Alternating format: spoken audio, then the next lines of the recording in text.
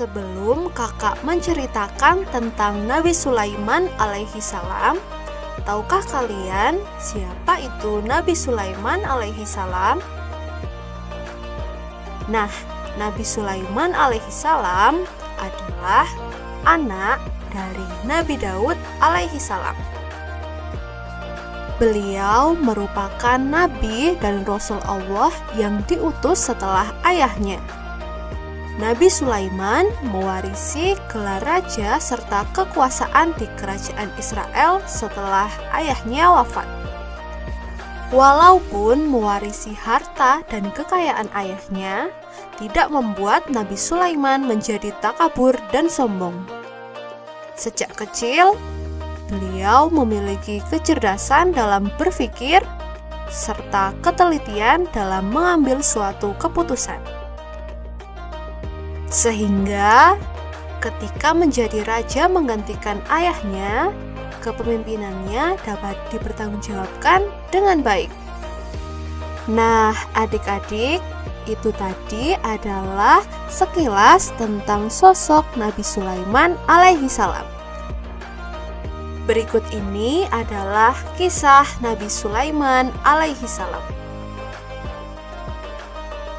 Pada suatu hari, Nabi Sulaiman memimpin pawai besar-besaran dengan pasukannya yang terdiri dari jin, manusia, dan burung. Saat itu, Nabi Sulaiman menunggang kuda dengan penuh wibawa. Semua pasukannya tersusun rapi dengan pemimpin masing-masing kelompok. Di tengah perjalanan, ketika Nabi Sulaiman sedang berjalan mendekati suatu lembah semut, terdapat seekor semut berteriak, "Wahai semut-semut, cepat sembunyi ke dalam rumahmu, sebelum Sulaiman dan pasukannya menghancurkanmu di bawah kaki mereka. Ayo cepat lari!" Karena mukjizatnya, Nabi Sulaiman mengerti apa yang dikatakan oleh semut itu. Beliau tersenyum pada dirinya sendiri dan bersyukur kepada Allah atas semua mukjizat yang diberikan kepadanya. Kemudian, dia memerintahkan kepada seluruh pasukannya untuk berhati-hati saat melangkah, karena itu adalah ladang yang penuh dengan semut. Setelah itu, Nabi Sulaiman melanjutkan perjalanannya. Dalam perjalanannya, Nabi Sulaiman memeriksa pasukannya. Ternyata, ia tidak mendapati burung hudhud. Nabi Sulaiman mencari burung hudhud tersebut dengan menanyakan kepada pasukannya yang ada.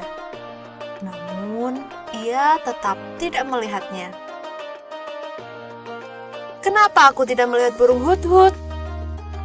Aku pasti akan menghukumnya kecuali dia memberiku alasan yang jelas," ucap Nabi Sulaiman. Tak lama kemudian, hudhud datang dengan membawa berita. Dia berkata bahwa dirinya melihat seorang ratu yang memiliki singgasana yang besar. Namun, hudhud melihat mereka menyembah matahari, bukan Allah Subhanahu wa Ta'ala. Kemudian, Nabi Sulaiman berkata, "Kami akan melihat apakah kamu benar atau termasuk pendusta. Ambillah suratku ini dan kirimkan kepada mereka. Kemudian, tinggalkan mereka dan lihat jawaban apa yang mereka kembalikan." Perintah Nabi Sulaiman kepada burung hudhud. Isi surat tersebut berbunyi, "Dengan nama Allah yang Maha Pemurah lagi Maha Penyayang, jadilah kamu seseorang yang tidak ditinggikan terhadap saya, tetapi datanglah kepada saya sebagai muslim." Ratu Balqis kemudian segera memanggil penasehatnya. Mereka akhirnya memutuskan untuk mengirimkan beberapa hadiah berharga melalui utusannya. Selain itu, Ratu Balkis berharap bisa membawa kembali informasi tentang tentara Nabi Sulaiman. Ratu Balkis mengetahui bahwa kekuatan pasukan Nabi Sulaiman tidak sebanding dengan pasukannya.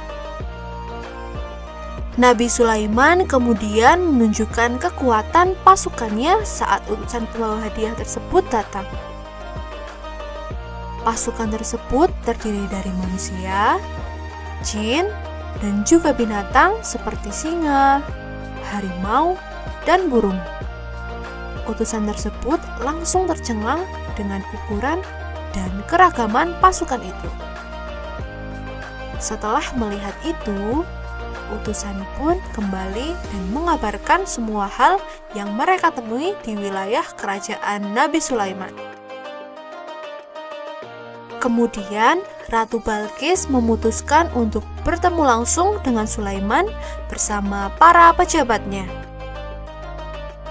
Setelah menerima berita ini, Nabi Sulaiman memutuskan untuk menunjukkan kepada Balkis dan pejabatnya kekuatan mukjizat yang dianugerahkan kepadanya. Dia bertanya kepada pasukannya apakah ada yang mampu memindahkan tahta Balkis sebelum pasukan itu datang.